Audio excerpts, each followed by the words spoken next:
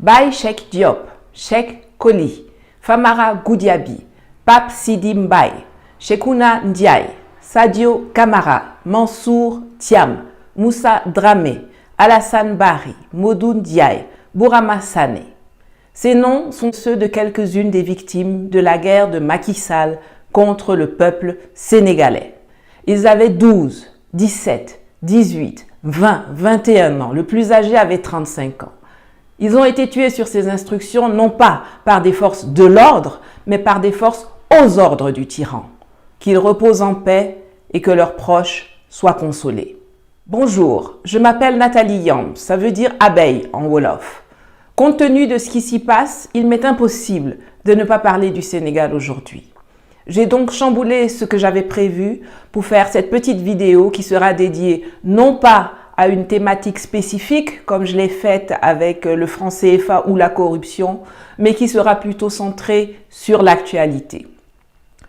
Pour d'une part, exprimer encore une fois mon soutien à toutes celles et tous ceux qui se battent fièrement et courageusement pour la liberté et l'état de droit au Sénégal, et pour vous dire 2 ou 3 choses qui vont sans doute piquer certains, mais c'est la marque de fabrique d'une abeille, n'est-ce pas?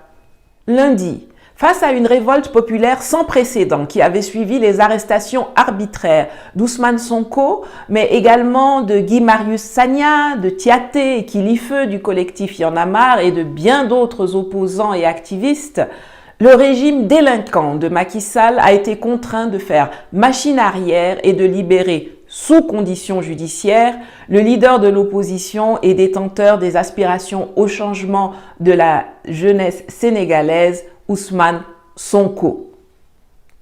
Comme il avait fait ça avec l'ancien maire de Dakar, Khalifa Fall, à l'époque, et puis il n'y a rien eu, le président sénégalais s'est dit qu'il allait réutiliser les mêmes ressorts. Mais mal lui en a pris. En réalité, si l'arrestation de Sonko a été la goutte d'eau qui a fait déborder le vase, les raisons de la colère sont à trouver dans la mauvaise gouvernance d'un régime autocratique, népotiste et corrompu, dans l'instrumentalisation récurrente de la justice pour éliminer des adversaires politiques et dans la pauvreté endémique qui s'est accrue avec les mesures complètement décalées et liberticides, bêtement copiées sur la France, instaurées par le président sénégalais, l'homme qui trouve une grande fierté à rappeler à l'opinion nationale et internationale que les tirailleurs sénégalais étaient des privilégiés pendant la Deuxième Guerre mondiale parce que, contrairement aux autres Africains, ils recevaient des desserts. Magnéto. J'ai dit récemment aussi en France, parce que ce sont nos amis les Français, et nous avons une relation particulière avec la France. C'est vrai, ils nous ont colonisés, il y a eu une décolonisation pacifique, mais comme me disait le professeur Ibader, ils ont toujours aussi respecté les Sénégalais. Parce que le régiment des tirailleurs sénégalais, quand eux ils étaient dans les casernes, ils avaient droit à des desserts pendant que d'autres Africains n'en avaient pas. Tout ça c'était des signes de proximité, disons, et d'amitié quelque part.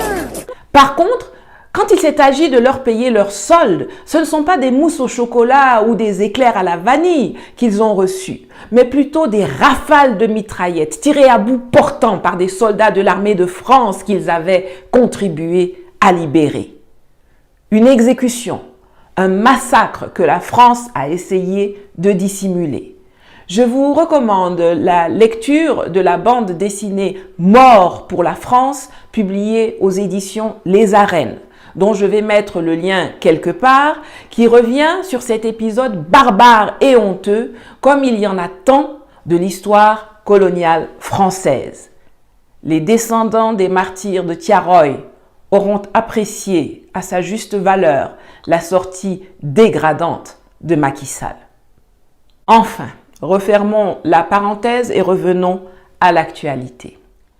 Nous sommes une famille.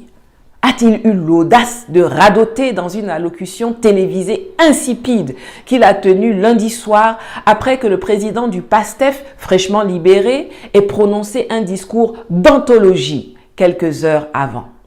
Ah bon?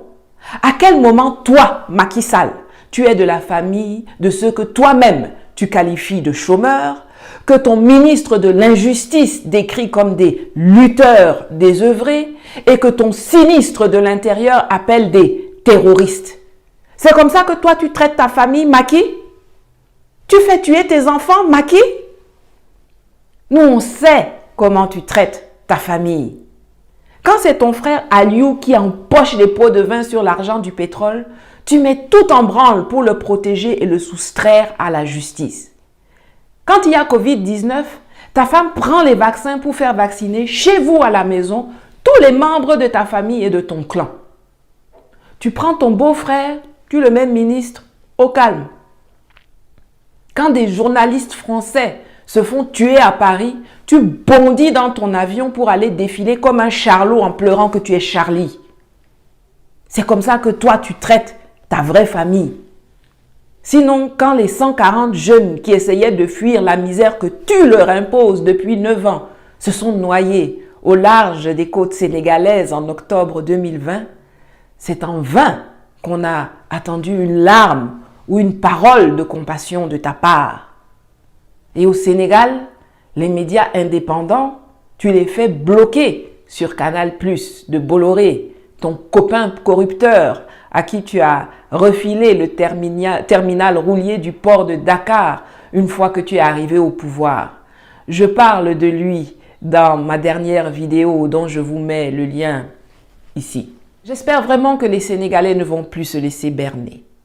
Un individu comme Macky Sall n'aura hélas jamais l'honneur nécessaire pour reconnaître qu'il a failli, trahi son serment fait devant le peuple et qu'il faut qu'il se retire pour que des élections anticipées soient organisées dans les 60 à 90 jours comme le prévoit la Constitution. Au contraire, tous les complots qu'il fomente inlassablement avec l'aide de magistrats et de fonctionnaires corrompus pour éliminer ses adversaires potentiels montrent que le type veut se représenter en 2024. Ça ne se fera plus, sauf si les populations baissent la garde. La lutte n'est pas terminée avec la libération provisoire d'Ousmane Sonko. Il va tenter de vous avoir à l'usure pendant les 3 ans qui nous séparent de la prochaine élection présidentielle. Macky Sall va s'attaquer à des figures moins emblématiques pour casser la résistance. Il va lancer sa flicaille sur des manifestants lambda qui seront arrêtés sur la base des photos et vidéos publiées sur les réseaux sociaux sans que cela ne soulève les foules. Il faut rester mobilisé. Il faut rester dans les rues et maintenir la pression. Sinon, vous êtes foutus. Et ceux qui n'auront pas encore été libérés resteront en tôle, rejoints par d'autres comme Cheikh Diouf, cet étudiant qui a été arrêté hier par des éléments de la police à la sortie de l'hôpital Aristide Le Dantec, où il était allé faire changer son pansement. Cheikh a été amputé de la main après avoir été blessé par balle lors des manifestations de l'UCAD. Pourtant, le PR a promis lundi que les blessés seraient pris en charge par l'État. Mais il a la langue fourchue d'un serpent. Macky a libéré Ousmane pour faire tomber la pression et on dirait qu'il est en train de réussir. Alors qu'avec ses sales méthodes dignes de la Gestapo, il est en train de saper la résistance. Si vous vous relâchez parce que Sonko a été libéré, vous aurez gagné une bataille, mais vous allez perdre la guerre. Quand tu as assommé un serpent, si tu ne vas pas jusqu'au bout en lui écrasant la tête, il ne faut pas t'étonner qu'il te morde quand il retrouve ses esprits. Ne faites pas cette erreur, ne laissez aucun répit à Macky Sall. Il faut qu'il démissionne, il faut le déloger du palais. Macky Sall n'est pas seulement fort dans vos riens, c'est aussi un rusé. C'est un pur produit du système france-africain qui avait réussi le tour de passe-passe de blaguer les naïfs en se faisant passer pour un anti-système face à un Abdoulaye Wade qui voulait s'éterniser au pouvoir en 2012.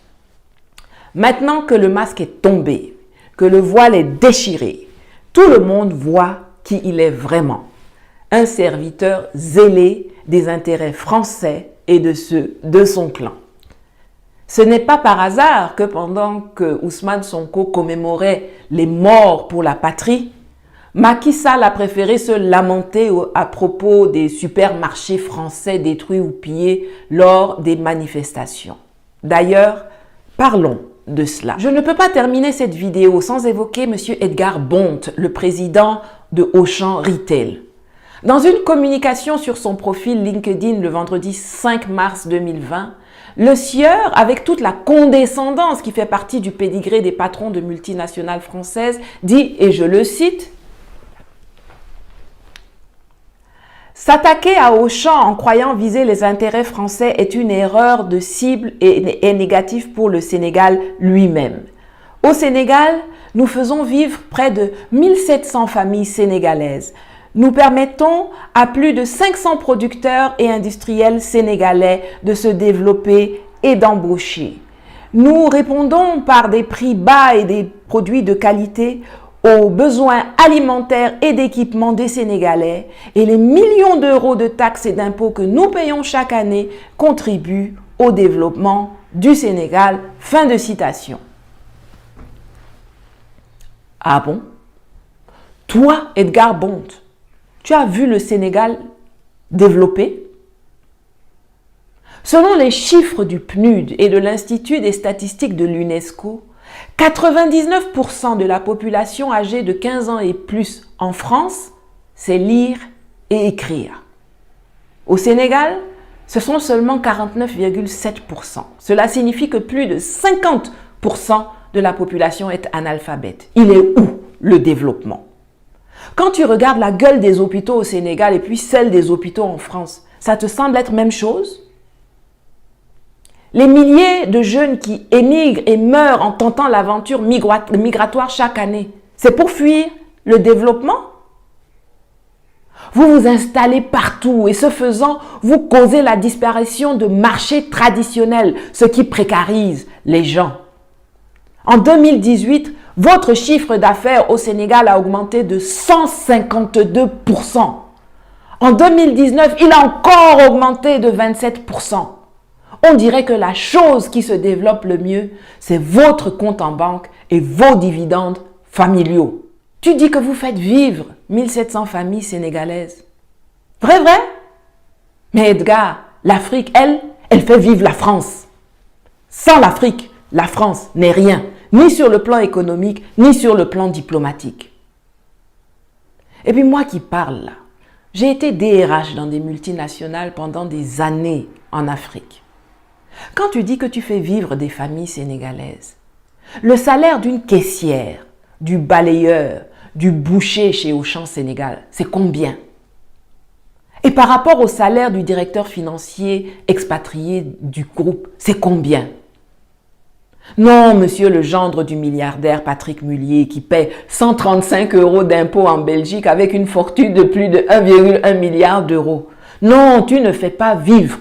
Tu n'es le sauveur de personne au Sénégal. Tu exploites des travailleurs qui réussissent à faire survivre leur famille.